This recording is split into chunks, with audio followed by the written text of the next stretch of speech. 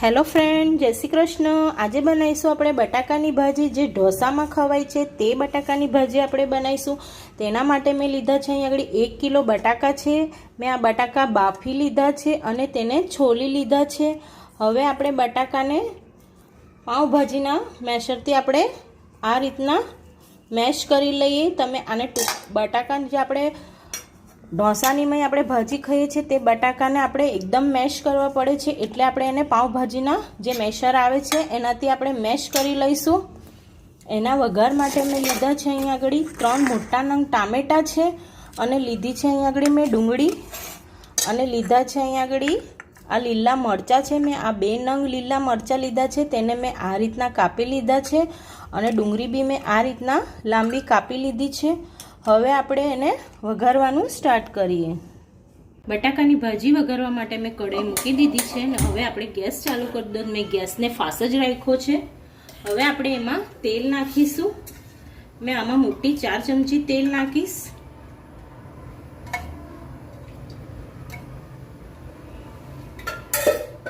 હવે આપણે એને તેલને ગરમ થવા દઈએ।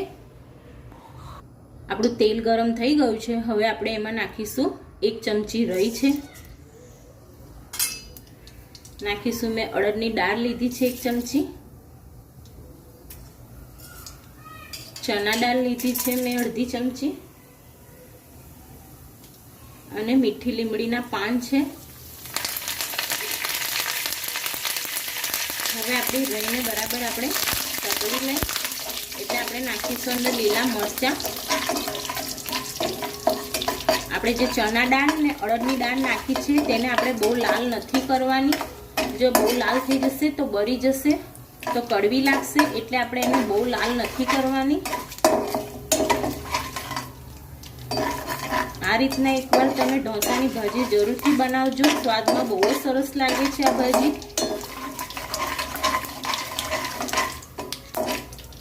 આપણી રઈ તતરી ગઈ છે। હવે નાખીશું આપણે લીલા મરચાં અને હવે નાખીશું આપણે ડુંગળી, જેને આ રીતના લાંબી લાંબી કાપી લીધી છે અને હવે આપણે એને જ્યાં સુધી આપણી ડુંગળી ગુલાબી ના થાય ત્યાં સુધીને આપણે એને શેકી લઈએ।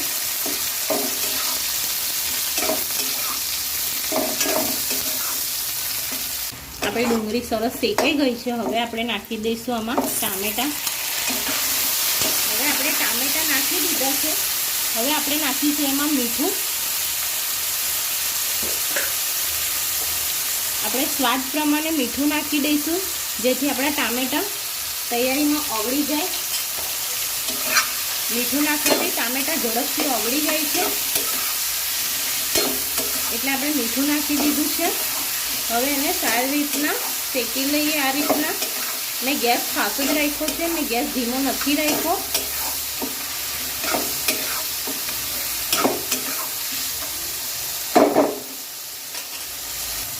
આપણે ટામેટા સરસ શેકાઈ ગયા છે। હવે નાખીશું આપણે એમાં મસાલા। મેં અહીંયા આગળ 1 ચમચી મરચું પાવડર લીધું છે, 1 ચમચી ધાણા જીરું પાવડર છે, અડધી ચમચી હળદર લીધી છે અને અડધી ચમચી ગરમ મસાલો લીધો છે।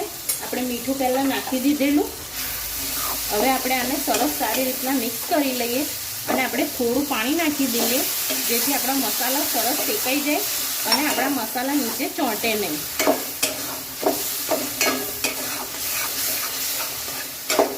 પાણી નાખવાથી આપણા મસાલા બળતા નથી અને સરસ સારી રીતના એક રસ થઈ જાય છે અને સરસ શેકાઈ જાય છે, એટલે આપણે પાણી નાખવાનું છે।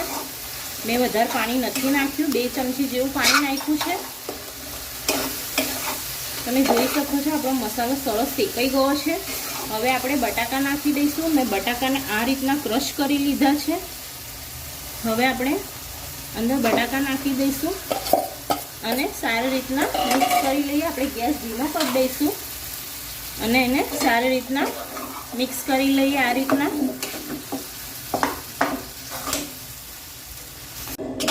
આપણી બટાકાની ભાજી સરસ સારી રીતના આપણે મિક્સ થઈ ગઈ છે। તમે જોઈ શકો છો એનો કલર પણ સરસ આવ્યો છે। હવે આપણે એમાં ધાણા નાખી દઈશું, જે મેં ધોઈને કાપીને મૂક્યા છે। હવે આપણે એને સરસ મિક્સ કરી લઈએ। આ રીતના એકવાર આ રીતના બનાવજો ભાજી. આ ભાજી ખાવામાં બહુ જ સરસ લાગે છે. જેટલી દેખાવામાં સરસ લાગે છે એટલી આ ભાજી ખાવામાં પણ સરસ લાગે છે. તમે જોઈ શકો છો. હવે આપણો મસાલો સરસ સારી રીતના બધો મિક્સ થઈ ગયો છે. હવે આપણે એને 2 મિનિટ સુધી રહેવા દઈએ. આપણી 2 મિનિટ થઈ ગઈ છે. તમે જોઈ શકો છો આપણી ભાજી સરસ સારી રીતના થઈ ગઈ છે. હવે આપણે ગેસ બંધ કરી દઈએ અને ભાજીને આપણે સર્વ કરી લઈએ. તમે જોઈ શકો છો આપણી ભાજી સરસ તૈયાર થઈ ગઈ છે. આ જોવા પર જેવી સરસ દેખાય છે એવી ખાવામાં પણ સરસ સ્વાદમાં લાગે છે. તમે આવી ભાજી એકવાર જરૂર આ રીતના બનાવીને ટ્રાય કરજો, તમને ભાવશે. અને જો તમને આજનો મારો વિડીયો ગમ્યો હોય તો મારા વિડીયોને લાઈક કરજો અને મારી ચેનલને સબસ્ક્રાઈબ કરી લેજો અને તમારા ફ્રેન્ડ સાથે શેર કરજો. ફરી મળીશું એક નવી રેસીપી સાથે. ત્યાં સુધીને જય શ્રી કૃષ્ણ.